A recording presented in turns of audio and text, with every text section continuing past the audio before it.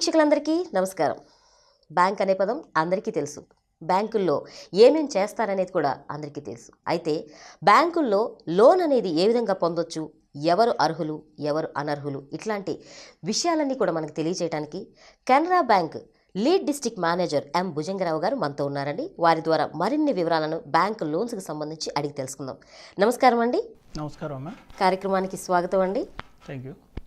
భుజంగరావు గారు, అసలు బ్యాంకుల్లో లోన్స్ అనేది చాలామంది తీసుకుంటుంటారు, చేస్తూ ఉంటారు. కానీ అది ఏ విధంగా ప్రాపర్గా చేయాలి అనేది కూడా చాలామందికి తెలియదు. అయితే మీరు లీడ్ డిస్ట్రిక్ట్ మేనేజర్ అని చెప్పేసి అంటున్నారు. అసలు లీడ్ డిస్ట్రిక్ట్ మేనేజర్ అంటే ఏంటండి? ఇప్పుడు రిజర్వ్ బ్యాంకు గైడ్లైన్స్ ప్రకారం ప్రతి జిల్లాకి ఒక బ్యాంకు లీడ్ బ్యాంకుగా ఉంటుంది. ప్రతి జిల్లాకి ఒక బ్యాంకు లీడ్ బ్యాంక్గా ఉంటుంది అన్నమాట. లీడ్ బ్యాంకు రోల్ ఏమిటంటే ఆ జిల్లాలో ఉన్నటువంటి బ్యాంకులన్నిటినీ కూడా అనుసంధానకర్తగా ఉండటం లీడ్ బ్యాంక్ మేనేజర్ రెస్పాన్సిబిలిటీ అనమాట. టోటల్ డిస్ట్రిక్ట్కి ప్రతి జిల్లాకి ఒక బ్యాంకు లీడ్ బ్యాంక్గా ఉంటుంది. అంటే అన్ని బ్యాంకులకు సంబంధించి మీకు కాంటాక్ట్ అనేది ఉంటుందండి. Coordination role between the all banks and the state government. It is ఒక కోఆర్డినేటర్ రెస్పాన్సిబిలిటీగా ఉంటుంది. దీనికి ఒక్కొక్క జిల్లాకి ఒక బ్యాంకు రెస్పాన్సిబిలిటీగా తీసుకుంటుంది అనమాట. అయితే మీరు ఏమేమి చేస్తుంటారు అట్లా తీసుకున్నవి? ఈ లీడ్ బ్యాంకు రెస్పాన్సిబిలిటీగా గవర్నమెంట్, స్టేట్ గవర్నమెంట్కి సెంట్రల్ గవర్నమెంట్ అయినటువంటి బ్యాంకుకు సంబంధించిన సెంట్రల్ గవర్నమెంట్ కాబట్టి ఈ రెంటికి మధ్యలో అటు జిల్లాకి ఇటు బ్యాంకులు కూడా డిఫరెంట్ స్కీమ్స్ని ఇంప్లిమెంట్ చేయడంలో లీడ్ బ్యాంకు రెస్పాన్సిబిలిటీ ఉంటుంది. లీడ్ బ్యాంక్ మేనేజర్ రోల్ అది. ఓకే, అంటే మీకు సంబంధించి ఏం చేయాలన్నా కూడా ఆ డీల్స్ అనేవి మీరే చూసుకుంటారు. Yes, correct. ఓకే అండి. అయితే ఇప్పుడు లోన్స్ అనేవి చాలామందికి ఎలా పెట్టుకోవాలి, ఎక్కడ అప్లై చేసుకోవాలి, ఇలాంటి ఏమి కూడా తెలియని వాళ్ళు కూడా చాలామంది ఉంటుంటారు. అసలు ఈ మధ్య ముద్రా లోన్స్ అనేవి చాలా బాగా వినిపిస్తుందండి. ఆ ముద్రా లోన్స్ అంటే ఏంటి, వాటి గురించి కొంచెం వివరిస్తారా?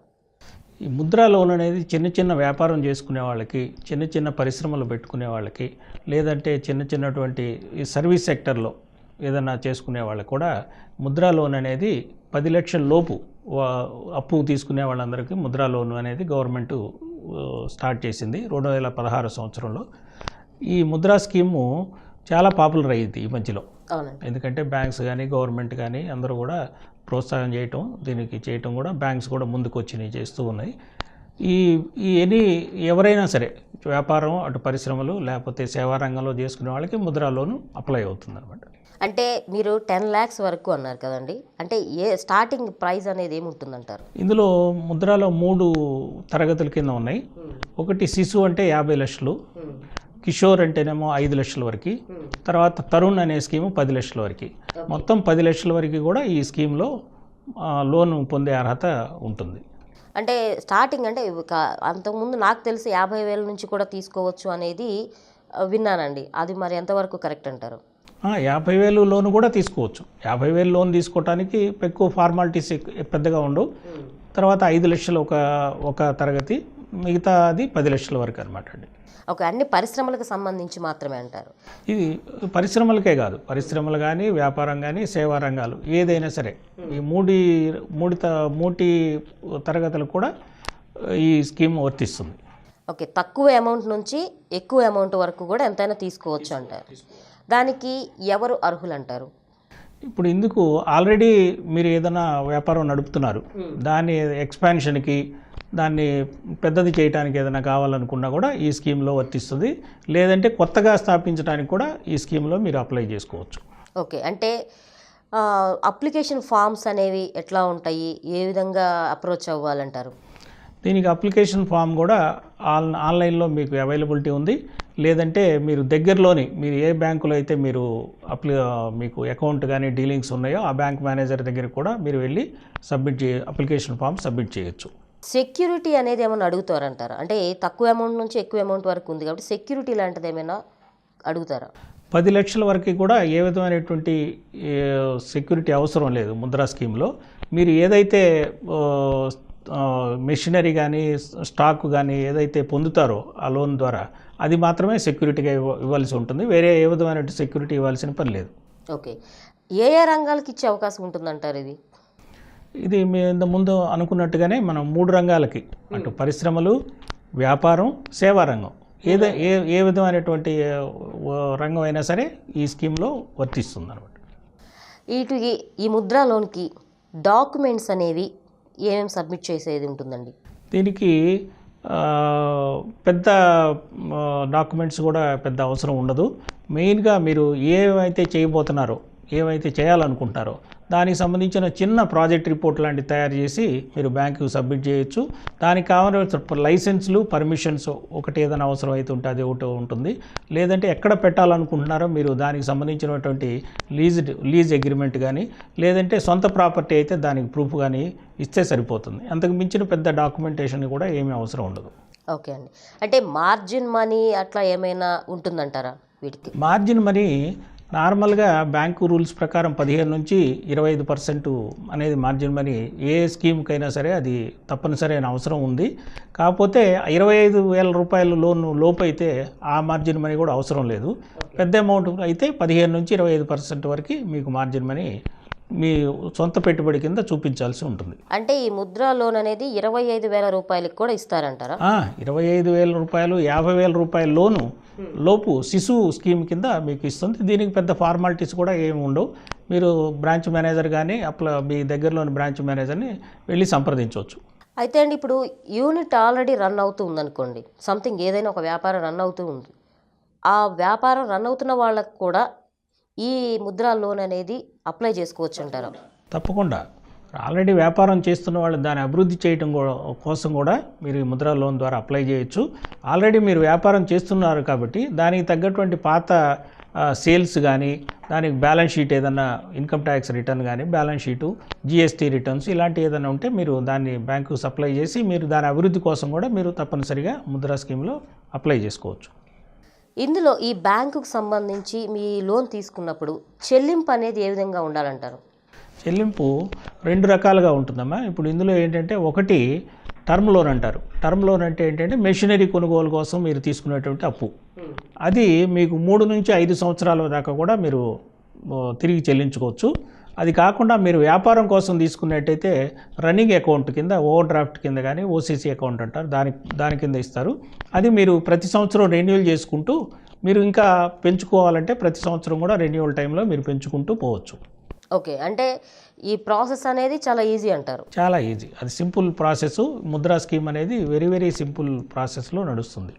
ముద్రా స్కీమ్ అనేది ఆల్ బ్యాంక్స్ ప్రొవైడ్ చేస్తున్నాయా? ఓన్లీ గవర్నమెంట్ సెక్టార్లో ఉన్న బ్యాంక్స్ వరకే ప్రొవైడ్ చేస్తున్నాయా? అన్ని గవర్నమెంట్ బ్యాంకులు కూడా ఈ ముద్రా స్కీమ్లో ఉన్నాయి. అవి కాకుండా కూడా ప్రైవేట్ సెక్టర్లోని బ్యాంకులు ఉన్నాయి, కోఆపరేటివ్ బ్యాంకులు కూడా ఉన్నాయి.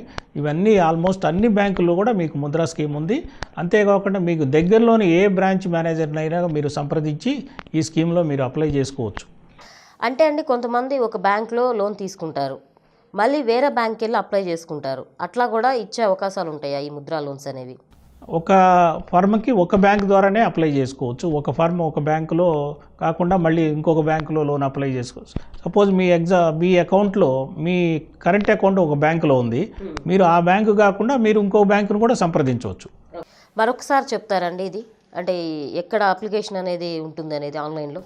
ఇది మీరు నియరెస్ట్ బ్యాంకు కూడా మీరు అప్లై చేయొచ్చు. లేదంటే మీరు వేరే దగ్గరలో ఉన్నటువంటి వేరే బ్యాంకు ద్వారా కూడా అప్లై చేసుకోవచ్చు. లేదంటే మీరు mudra.org అనే వెబ్సైట్ ద్వారా కూడా మీరు ఆన్లైన్ అప్లికేషన్ కూడా మీరు అప్లై చేయొచ్చు. mudra.org. ఓకే. అంటే ఈ స్కీమ్కి అర్హతలు చెప్పారు, తర్వాత ఎలా అప్లై చేసుకోవాలి చెప్పారు. ఎలాంటి వారు అనర్హులు, అంటే అప్లై చేసుకోవడానికి అర్హత లేని వాళ్ళు ఎవరంటారు? దీనిలో అనర్హత ఒకటే ఒక విషయం. అంతకుముందు లోన్ తీసుకొని డిఫాల్టర్గా ఉన్న వాళ్ళు మాత్రం దీనికి అనర్హులు. మిగతా వాళ్ళందరూ కూడా ఈ స్కీమ్లో అర్హులే. భుజంగరావు గారు, కొంతమందికి డౌట్స్ ఉంటాయండి. ఏంటంటే గవర్నమెంట్ సెక్టర్లలో వర్క్ చేస్తున్న వాళ్ళు ఈ ముద్రా లోన్స్కి అప్లై చేసుకోవచ్చా? తప్పనిసరిగా. దీనిలో ఇన్కమ్ కానీ ఏజ్ రిస్ట్రిక్షన్స్, ఏ విధమైనటువంటి ఏజ్ రిస్ట్రిక్షన్స్, ఇన్కమ్ రిస్ట్రిక్షన్స్ ఏమి లేవు. ఓన్లీ వ్యాపారం చేయటం అనేదే ముఖ్యం. కాబట్టి దీనిలో ఈ స్కీమ్లో అందరూ అర్హులే. అంటే గవర్నమెంట్ సెక్టార్లో చేసేవాళ్ళు కూడా దీనికి అర్హులే అంటారు? తప్పకుండా. గవర్నమెంట్ సెక్టర్లో మీరు అన్న క్వశ్చన్కి ఏంటంటే, మీరు ఆల్రెడీ ఏదైనా గవర్నమెంట్లో మీరు ఉద్యోగం చేస్తుంటే వాళ్ళ దగ్గర నుంచి పర్మిషన్ అనేది ఒకటి అవసరం ఉంటుంది. ఓకే. అంటే అక్కడ వర్క్ చేస్తున్నట్లుగా. వర్క్ చేస్తున్న డిపార్ట్మెంట్ వాళ్ళ పర్మిషన్, మీరు వ్యాపారం చేయడానికి డిపార్ట్మెంట్ వాళ్ళు పర్మిషన్ ఇవ్వాలి. ఎటువంటి అబ్జెక్షన్ లేదు. అబ్జెక్షన్ లేదంటే పర్మిషన్ తీసుకోవాల్సి ఉంటుంది. ఓకే, అంటే నార్మల్గా ఏజ్ అనేది దేనికైనా ఉంటుంది. ఏజ్ కానీ ఎడ్యుకేషన్ క్వాలిఫికేషన్లు ఇందులో ఏ విధమైనటువంటి రిస్ట్రిక్షన్స్ లేవు. 18 అబోవ్ వాళ్ళందరూ కూడా ఈ వ్యాపారం కానీ వ్యవసాయం దీనికి అర్హులు. అంటే 18 ఇయర్స్ నుంచి 60 వరకు మ్యాక్సిమం. తప్పకుండా. ఓకే, ఈ పర్సంటేజ్ అనేది వీళ్ళు తీసుకున్న లోన్కి ఎలాంటి పర్సంటేజ్ అనేది ఉంటుందంటారు వడ్డీ? నార్మల్గా బ్యాంకులో ఏ విధమైనటువంటి లోన్ అయినా కూడా దాదాపు రూపాయి వడ్డీ, అంటే 12%. 12% కొంచెం అటు ఇటుగా ఉంటుంది, అంతకు మించి పెద్ద వడ్డీ ఉండదు. రూపాయి వడ్డీ అనేది సాధారణ వడ్డీ. ఓకే, అంటే ఒకవేళ వీళ్ళు తీసుకున్న లోన్ అనేది కట్టడం అనేది స్టార్ట్ చేయాలి అంటే ఎంత గ్యాప్ అనేది ఉంటుందండి? సాధారణంగా 6 నెలల నుంచి 18 నెలల వరకు కూడా మీరు స్టార్టింగ్లో ఏదైనా పరిశ్రమ స్థాపించడానికి మీకు టైం, రీపేమెంట్ హాలిడే అంటారు, అది 6 నెలల నుంచి 18 నెలల వరకు కూడా మీకు టైం ఇవ్వటం జరుగుతుంది. అంటే లోన్ తీసుకున్న 6 మంత్స్ తర్వాత నుంచి రీపేమెంట్ 6 to 18 మంత్స్ మీకు హాలిడే పీరియడ్ మీరు తీసుకోవచ్చు, డిపెండింగ్ అపాన్ మీ యాక్టివిటీని బట్టి. ఒకవేళ కట్టలేని వాళ్ళు కనుక ఉంటే అప్పుడు పరిస్థితి ఏంటి? కట్టలేని వాళ్ళ పరిస్థితి అనేది మీకు ఏదైనా జెన్యూన్ డిఫికల్టీస్ ఏదైనా ఉంటే మీరు బ్యాంకును సంప్రదిస్తే దానికి తగిన పరిష్కార మార్గం చూపిస్తారు. ఓకే, అంటే చాలామందికి డౌట్ ఉంటుంది, అంటే వ్యాపారంలో లాస్ రావచ్చు, లేదంటే పెట్టినది రాకపోవచ్చు, అట్లాంటి సిచ్యువేషన్స్లో బ్యాంకు నుంచి ఎటువంటి సపోర్ట్ ఉంటుందని?